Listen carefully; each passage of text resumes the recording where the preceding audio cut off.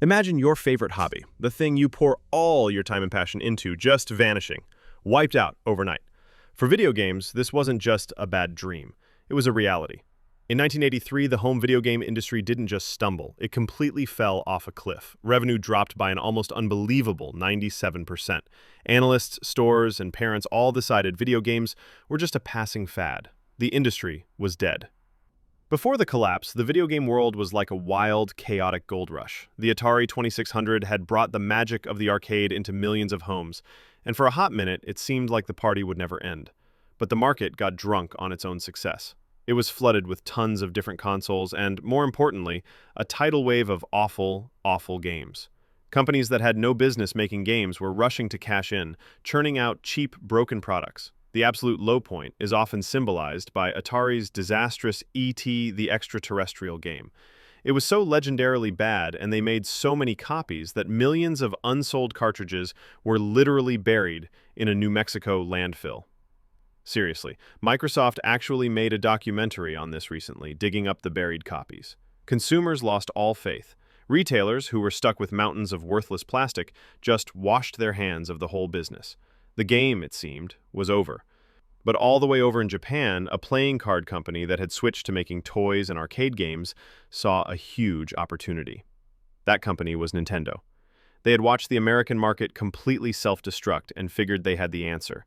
Their whole idea wasn't about rushing out as much stuff as possible. It was about quality, creativity, and most of all, fun. Led by the brilliant designer Shigeru Miyamoto, Nintendo built a new machine. They were so worried about how toxic the market was that they didn't even call it a video game console. It was the Nintendo Entertainment System, or NES, and it was designed to look more like a VCR than an Atari, so it would blend in with other home electronics. To fight the plague of terrible software, they created the Nintendo Seal of Quality, a simple, golden promise that the game you just bought wouldn't be a piece of junk.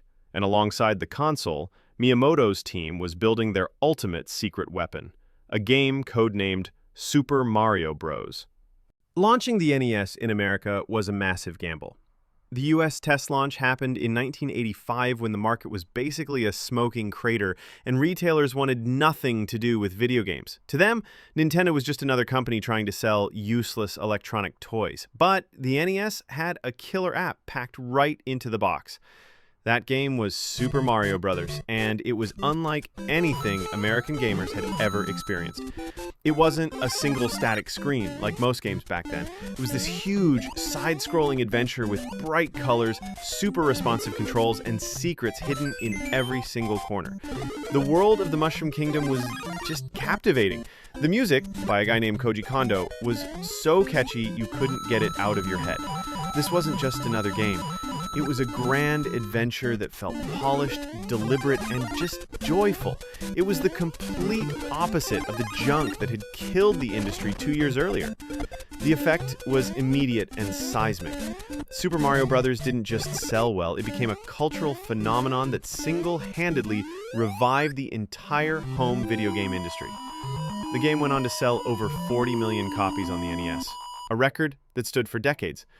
The NES became a fixture in homes everywhere, and by the late 80s and early 90s, Nintendo held a staggering market share of over 90% in the US. Mario himself became bigger than the games. By 1990, a survey found that American kids recognized the mustachioed plumber, then Mickey Mouse. The game basically wrote the rulebook for the platformer genre, and its design is still influential today. It proved that games could be more than just simple, repetitive distractions. They could be entire worlds filled with personality and adventure. It's pretty incredible to think that our favorite games and most cherished gaming memories might not exist if this one game hadn't succeeded against all odds. What was the first Mario game you ever played? Let me know in the comments below. The legacy of Super Mario Bros. Is literally the gaming world we live in today. It didn't just lay the groundwork for future Nintendo hits. It completely rebuilt the foundation of home gaming. It brought back trust from consumers, set a new bar for quality and design, and turned video games from a failed fad into a central part of modern pop culture. It wasn't just a great game, it was a resurrection, proving that with enough creativity and care, a single game really could save an entire industry.